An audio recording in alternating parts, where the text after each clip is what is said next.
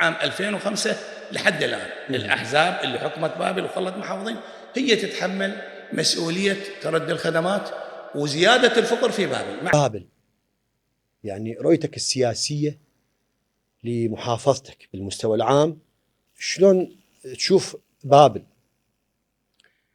طبعا بابل فعلا على كلامك هي أسوأ المحافظات بخدماتها، وهاي تتحملها الأحزاب اللي حكمت بابل من عام 2005 لحد الآن. الأحزاب اللي حكمت بابل وخلت محافظين هي تتحمل مسؤولية تردي الخدمات وزيادة الفقر في بابل.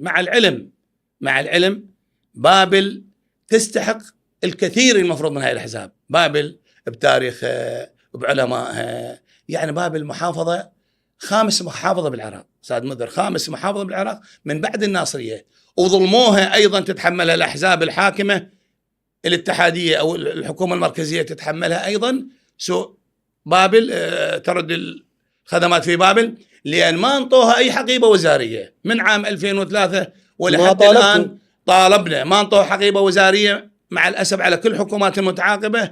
مع العلم هي خامس محافظة تريد على الكثافة السكانية، هي خامس محافظة بالعراق. على المحرومية هي الأولى محرومية، وجاي يطون المحافظات المجاورة لها النجف دي كلها أخذت حقيبتين. بابل ما انطوها حقيبة وزارية. وراح أعطيك مثل شلون حرمت، راح أعطيك دليل واحد. بال 2007 كان رياض غريب وزير البلديات، نعم، من كربلاء، وزير البلديات من بدر كان أتذكر، انطى للكربلاء 900 مليار للمجاري البنى التحتية، ووطى كربلاء يمكن 200 وشوي مليار الموازنة مالتها. احنا اخذنا 250 مليار للحلة كلها.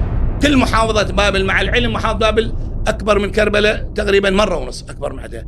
250 مدارس ومستوصفات، فما قدرنا نسوي بنى تحتية. وبال 2012 أيضا راح أعطيك شوف الوزير ايش قد يفيد، شوف ايش قد الحقيبة الوزارة تفيد.